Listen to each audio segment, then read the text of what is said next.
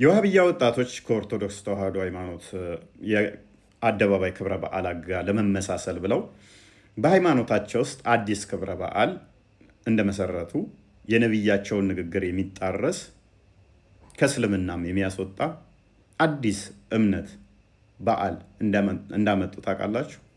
ቅድሚያ ይሄንን ስሞትና መለሳለሁ። ጎዳና ላይ ግን ክልክል ወንጀል ነው። ነቢ ዓለይሂ ሰላቱ ወሰላም ጎዳና ላይ እንዳትቀመጡ፣ እንዳትቆሙ፣ ሰው እንዳትከለክሉ፣ እንቀመጣለን ካላችሁ ደግሞ ሐቁን ጠብቁ። ሐቁ ምንድን ነው?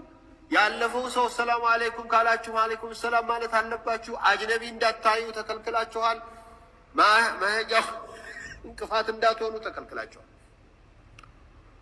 እዚህ በአለፉት ዓመታቶች አዲስ አበባ ላይ ተጀመረ። ሌላው ክልሉም ያው አዲስ አበባ የጀመረው ነገር እንደ ሱና ስለሚቆጠር ሱና ነው ብሎ ሁሉም ሀገር የጎዳና ላይ ፍጡር እያለ ጎዳናዎችን እየዘጋ ቀጥሏል። ይህ ክልክል ነው። ዑለማዎቹ ሁላቸውም ያውቃሉ። እርግጠኛ ነኝ ይህንን ማያውቅ ዓሊም ያለ አይመስለኝም። የጎዳና ላይ ኢፍጣር ተብሎ ፕሮግራም ለዚህ ጉዳይ ማዘጋጀት ሌላ ምን ተፈልጎበት ነው ስትለው ሰዋብ ነው የሚለው ያለው ታላቅ ስራ እንደዚህ ያለው እንደዚህ ይባላልና ሰዋብ ነው የሚፈልገው። ነብዩ አላረጉትም። መልካም ዑለሞቻቸውና ኡስታዞቻቸው ሲናገሩ እንደሰማችሁት ነብዩ አላደረገው በእስልምና የተከለከለ የአደባባይ ላይ ኢፍጣር የሚል በተወሰኑ ወጣቶች በዋህብያ ወጣቶች አዲስ ክብረ በዓል የአደባባይ መሰረተዋል። ከኦርቶዶክስ ጋር ፉክክር ጥምቀትና መስቀል አደባባይ ላይ በድምቀት ሲከበር በማየት በቅናት የፈጠሩት ሃይማኖት ነው፣ ስርዓት ነው። አዲስ ስለመፍጠር ደግሞ ነብያቸው እንዲህ ብሏል። ሱናን አናሳይ 15:78 The truest of word is the book of Allah and the best of guidance is guidance of Muhammad. The worst of things are those that are newly invented. Every newly invented thing is an innovation and every innovation is going astray. And every going astray is in the fire. ነብዩ ምን ብሏል? እውነተኛው ቃል የአላህ መጽሐፍ ነው።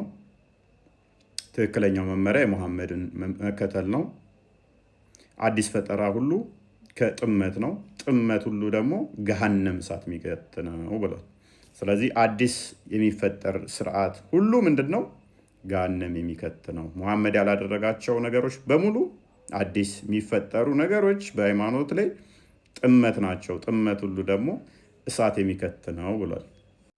ስለዚህ በዚህም መሰረት እንግዲህ ዋህብያ ጥቂት ወጣቶች ገንዘብ ለማግኘት በሚል ነብያቸው የከለከላቸውን የጎዳና ላይ አፍጥር እነሱ 1400 ዓመት በኋላ አዲስ ክብረ በዓል ለዋህብያዎች አስተዋውቀዋል። አዲስ ፈጠራን መስርተዋል። የጎዳና ላይ ኢፍጣር የሚል ስም ያለው በየዓመቱ የሚከናወን ረመዳን ሲመጣ ሰቦችም ነብያቸውም ያላደረጉት ዑለሞቹ ትክክል እንዳልሆነ እያወቁ ይከተሉታል። ጥመት ሁሉ ስህተት ነው። ስህተት ሁሉ ገሃነም ይከታል ብሏል ነብዩ።